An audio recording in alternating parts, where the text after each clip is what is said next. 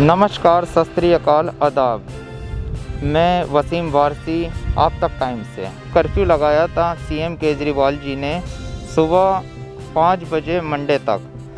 अब देखिए, ये दोबारा वीकेंड कर्फ्यू बढ़ाया जा रहा है। अब कोरोना की स्थिति देखते हुए आइए केजरीवाल जी की अपील देखते हैं कि लॉकडाउन को भी और बढ़ाना चाहिए।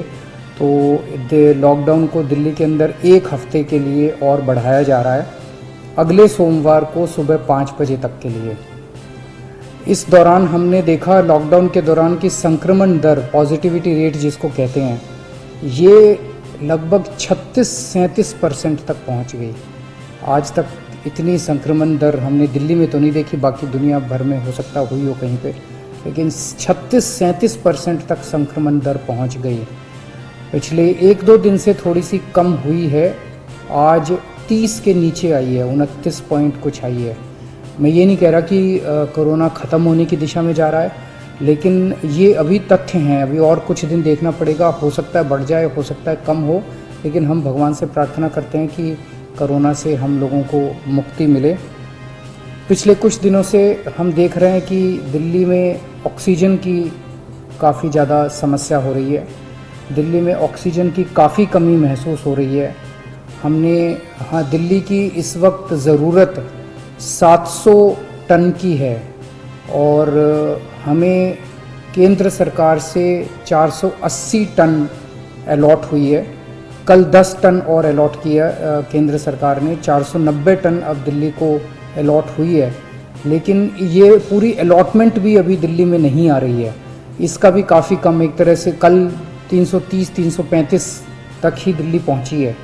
तो 700 टन की ज़रूरत है इतने कोरोना की महामारी में, उसके मुकाबले में 330-335 ही पहुंच रही है।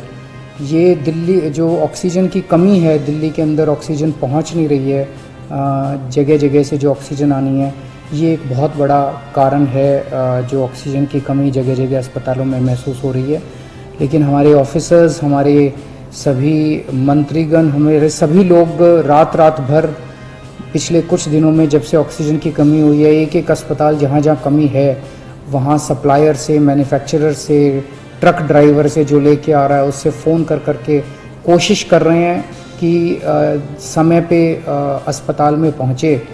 मैं ये नहीं कहूँगा कि सारी कोशिशें कामयाब रही, कई जगह फेल भी हुए हम लोग, और कई जगह हम समय पे ऑक्सीजन पहुँचाने में हमारी टीम कामयाब भी हुई। तो सबसे पहले तो मैं उनको जो रात रात भर काम करके और अस्पतालों तक ऑक्सीजन पहुंचाने की जो लोग भी कोशिश कर रहे हैं, उन सबका मैं धन्यवाद करना चाहता हूं कि इतने मुश्किल समय में इतनी मेहनत कर रहे हैं।